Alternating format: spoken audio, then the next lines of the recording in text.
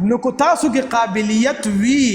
نو کو هغه پښتو وي که آرټ وي که لټریچر وي که چې کم سیزم وي په دنیا کې به هم قدر ډېري د خدای دپاره پښتنو سانونه وپېژنئ ستاسو دپاره خو به ځان له پیغمبر نه راځي او بله خبره د خلکو ذهن کې دا ده چې دې کې خو پیسې نشته دی مړه په دې مضمون کې خو پیسې نشته اسکوپ یې نشته دی که نه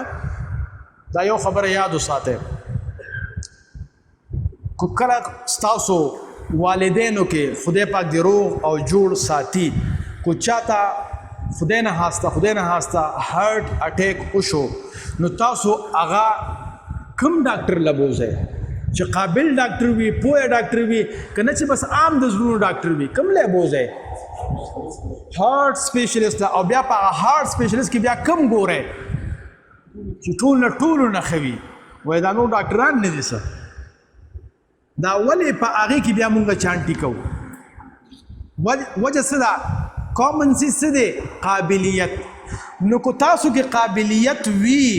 نو کو هغه پښتو وي که آرټ وي که لټریچر وي که چې کم سیزم وي په دنیا کې به هم قدر ډېري کله چې دا ټماټر لږ وي نو بیا ګران وي که ګران نی ګران وي که نه او چې ټماټر سم ډېري په لارو کوڅو کې نو بیا ګران وي بیا ارزان وي نو نن سبا کوالټي نشته دی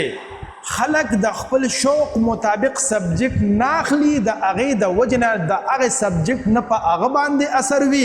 د هغه په ژوند باندې اثر وي نه ترې بل څوک متاثره کېږي نو څنګه به قدر و قیمت سیوا شي نو چې کله ستاسو د شوق مطابق سبجیکټ وي نو ستاسو کوالټي به ډېره های وي چې کوالټي به های وي نو ستاسو قدر به ډېر سیوا وي چې قدر ډېر سیوا وي نو خلک به ستاسو د خولې مطابق فیس درکوي داسې کسان زه پیژنم چې هغوی کوچنګ کوي زما استاد دی سلیمان احمر صاحب زمانه د تیرو لسو کالو سره زما هغه سره تعلق دی او چې کله زما کوچنګ هغه کوي زه د یوې ګنټې هغه له 8,500 روپۍ ورکوم 8,500 روپۍ د یوې ګنټې او داسې خلک شته چې د یوې ګنټې لکونه روپۍ اخلي که نه اخلي دا نور غله خلک ولې نه ورکوي د هغې وجه دغه ده چې هغه خلک پیشنیټ وي او د پیشنیټ د وجې نه هغې کې کوالټي داسې لیول ته رسېدلي وي چې د هغې د هغه په بدن د هغه په خاندان د هغه په شخصیت باندې هم اثر کړی وي او چې مونږ وله وشو نو مونږ باندې هم اثر وکړي انسپریشن ترې واخلو نو ځکه وله ډېر غټ قیمت خلک ورکوي داسې ده که نه نو پیسه هم شته دی په خپل شوق کې زما یو پیجنګلو دی نو هغه ته به پلار وي په ورکوټوالي کې د بېوقوف بچیا ته په دنیا کې نه چلېږې نو هغه به ورته په ورکوټوالي کې بابا وي زه به ځان له خپله دنیا جوړم ژوند خو انجوای کوي نو دقه شانتې کو ستاسو قابلیت وي د شوق سره نو تاسو به خپله ځان له دنیا جوړ کړئ بیا به دنیا تاسو پسې راځي انشاءالله